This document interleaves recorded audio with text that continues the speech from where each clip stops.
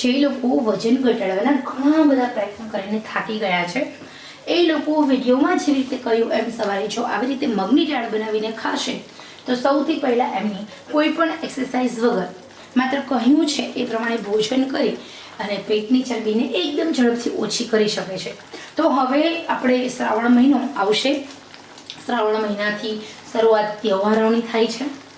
નવરાત્રિ, દિવાળી બધા જ તહેવાર આવે છે. તો તમે ખરેખર તમારે પતલું થવું છે નવરાત્રિ પહેલાં, દિવાળી પહેલાં, સાતમ આઠમ પહેલાં તો આ રેસીપી ફોલો કરો. એકદમ પાતળા પરમાર દુબળા થઈ જશો અને સાથે સાથે તમારા શરીરમાં કોઈ જ પણ પ્રકારના આડઅસર નહીં થાય. તો અહીંયા આપણે આ ફોતરાવાળી મગની દાળની વેટ લોસ રેસીપી જોઈએ. આખો વિડીયો જોજો, બિલકુલ સ્કીપ ન કરતા. તમે પણ કહેશો કે ના ખરેખર તૃપ્તિબેન સાચી વાત છે, આવી રીતે જો અમે કરશું તો વેટ લોસ થશે અને થશે જ. તો ખરેખર રહસ્યની જુઓ છો, ક્લિક કરો, જુઓ વિડીયો. પસંદ આવે તો તમારા ફેમિલી મેમ્બરમાં જે લોકોને વેટ લોસ કરવો છે, જે લોકોને કશું સૂઝતું નથી, જે લોકો ખોટા ખર્ચ કરી રહ્યા છે, જે લોકો ભૂખ્યા રહે છે, જે લોકો ડાયટ કરે છે, જે લોકો કલાકોના કલાકો જીમમાં જાય છે, એમને આ રેસીપી ફોરવર્ડ કરી દેજો. ચોક્કસ એમને ફાયદો થશે. ચલો જોઈએ રેસીપી. આ બધી જ મહેનત તમારા માટે છે. ખરેખર પસંદ આવે તો દિલથી લાઈક કરો અને શેરિંગ વધારે કરો. સાથે મને કોમેન્ટ્સ અવશ્ય કરશો, મારી મહેનતનું ફળ મને લાગે મળતું. અને હા, નવા વિડીયોઝ બનાવવા માટેની મને પ્રેરણા મળતી રહેશે. તો ચલો જોઈએ રેસીપી. હેલો ફ્રેન્ડ્સ, ફૂડ સેવા ચેનલ પર આપ સૌનું દિલથી સ્વાગત છે.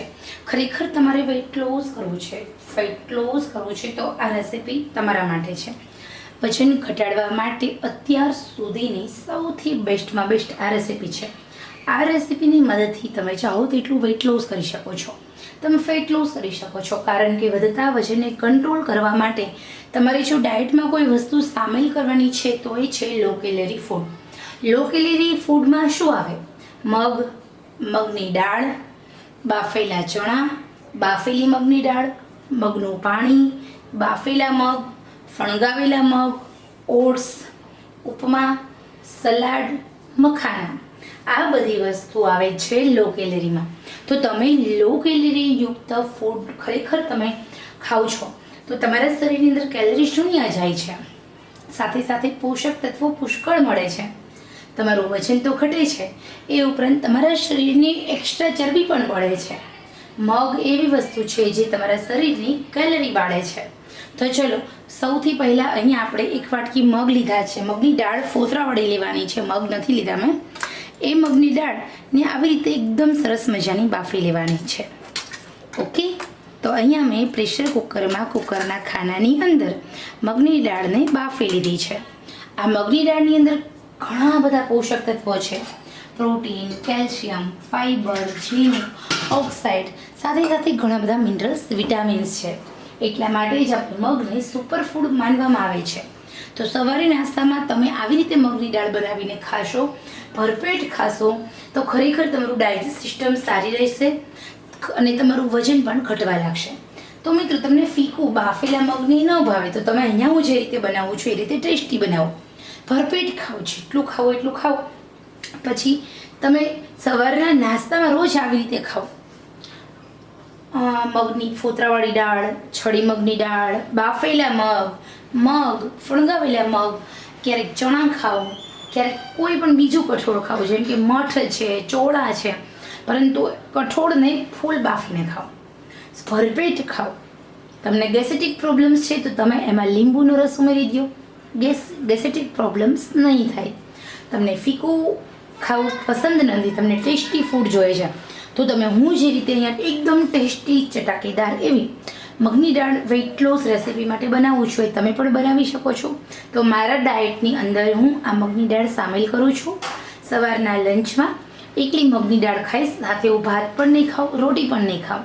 તો નાસ્તાની જેમ આપણે આ મગની દાળને બનાવીશું, એ પણ વજન ઘટાડવા માટે. ચલો જોઈએ રેસીપી.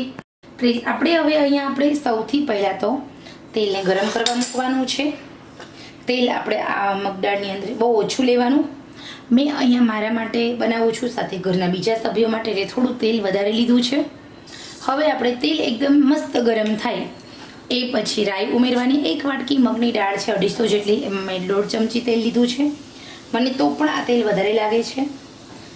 જીરું સંતળાઈ જાય એટલે લસણ એકદમ તાજું ખાંડેલું લેવાનું.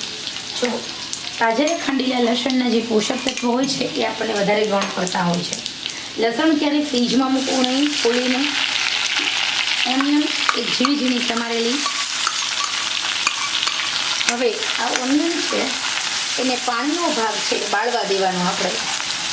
ઓકે, જો ઓનિયનનો ભાગ બળી જશે, ઓનિયન છે એની અંદર જે પાણીનો ભાગ બળી જશે એટલે એનો ટેસ્ટ બહુ સરસ આવે છે. ગેસની આંચ સ્લો ટુ મીડિયમ રાખવાની છે. ટ્રાન્સપરન્ટ થવી જોઈએ. કાચી ઓનિયન રહે તો એનો ટેસ્ટ બહુ સારો નથી આવતો. ઓનિયનની અંદર રહેલો પાણીનો ભાગ બળી જાય, ઓનિયન ચડી જાય એટલે ઓનિયન છે એ ખાધાની વાસ આપણા મોઢામાંથી નથી આવતી.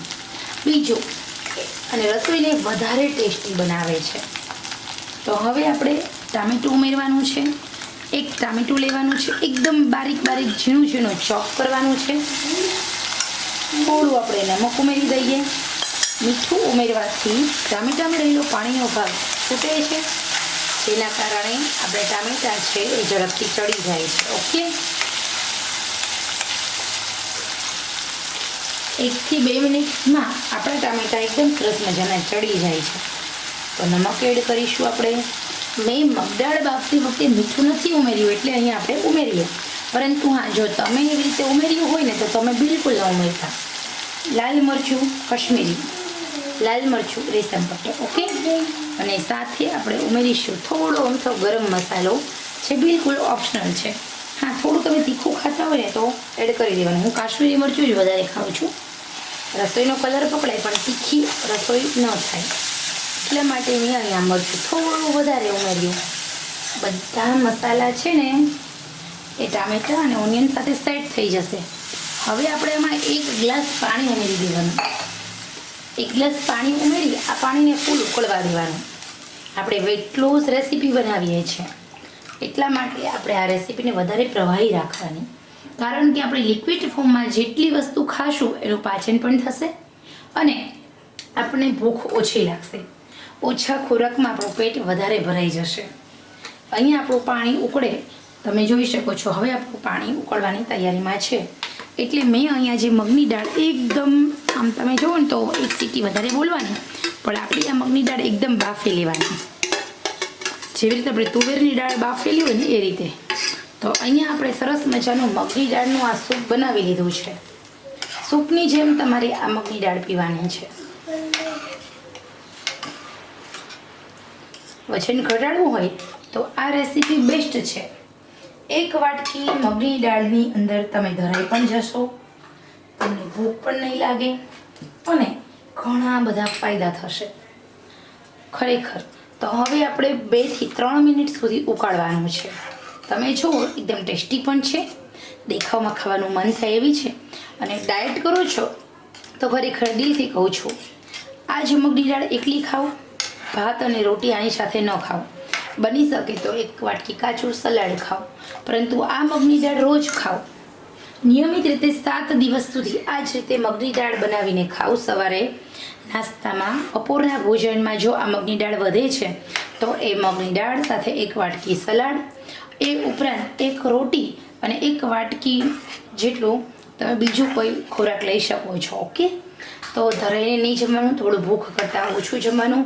સાંજે 4 વાગે ભૂખ લાગે છે તો 1 વાટકી સેવ મમરા ખાઓ અને સાંજના ભોજનની અંદર માત્ર ને માત્ર 1 વાટકી દૂધ ખીચડી અને સૂતા પહેલાં ઇલાયચીવાળું દૂધ પીને સૂવો. આટલું કરશો ને ખરેખર 7 જ દિવસની અંદર તમે કહેશો તૃપ્તિબેન મારું વજન 5 થી 6 કિલો ઘટી ગયું અને વીકનેસ પણ નહીં આવે અને વજન પણ ઘટશે. ખરેખર તમારે વજન એકદમ ઝડપથી ઘટાડવું જ હોય તો હું તો પ્રિફર કરું છું કે આવી રીતે મગની દાળનું સૂપ 3 ટાઈમ પીવો. તમારું વજન 5 જ દિવસમાં 6 થી 7 કિલો ઘટી જશે. જો તમે ટાઇટલી ડાયટ કરી શકતા હોય તો અહીંયા તમારે માત્ર ને માત્ર ખાનપાનમાં એટલું ધ્યાન રાખવાનું છે. ગળી વસ્તુ નથી ખાવાની, વધારે પડતું તળેલું નથી ખાવાનું, વધારે પડતું બહારનું નથી ખાવાનું, ઘરનું જમવાનું છે, શુદ્ધ જમવાનું, સાત્વિક જમવાનું, મેંદો, ઘઉં, ખાંડ અને તેલ આટલું ઓછું ખાવાનું. તો અહીંયા આપણી આ રેસીપી પરફેક્ટ બની ગઈ છે. ખરેખર બહુ ટેસ્ટી છે. આ હું મોટા ભાગે મારા ડાયટની અંદર વીકમાં 4 થી 5 દિવસ આ વસ્તુ સામેલ કરું છું. ખરેખર મારું વજન મેન્ટેન રહે છે. જે વજન ઘટ્યું છે એ ફરી વધતું પણ નથી અને નવી ચરબી બનતી નથી, જૂની ચરબીનો નિકાલ થાય છે. ધીરે ધીરે આપણું મેન્ટેન રહે છે બોડી. તો ખરેખર તમે ડાયટ નહીં કરો, તમે માત્ર એક જ ટાઈમ ખાશો અને બિંદાસ બધી જ વસ્તુ ખાશો ને તો પણ 1 કિલો વજન તો મહિનામાં ઘટશે જ. માત્ર સવારે નાસ્તામાં ભરપેટા એક જ રેસીપી ખાઓ. તો ખરેખર જે લોકોને વજન ઘટાડવું છે, જે લોકો 100% સિરિયસ છે, એમને માટે આ બેસ્ટ મેથડ છે, બેસ્ટ રેસીપી છે. ફોલો કરો અને વજન ઘટાડો. જે લોકો વજન ઘટાડવાના ઘણા બધા પ્રયત્નો કરીને થાકી ગયા છે, એ લોકો વિડીયોમાં જેવી રીતે કહ્યું એમ સવારે જો આવી રીતે મગની દાળ બનાવીને ખાશે તો સૌથી પહેલાં એમની કોઈ પણ એક્સરસાઇઝ વગર માત્ર કહ્યું છે એ પ્રમાણે ભોજન કરી અને પેટની ચરબીને એકદમ ઝડપથી ઓછી કરી શકે છે. તો હવે આપણે શ્રાવણ મહિનો આવશે.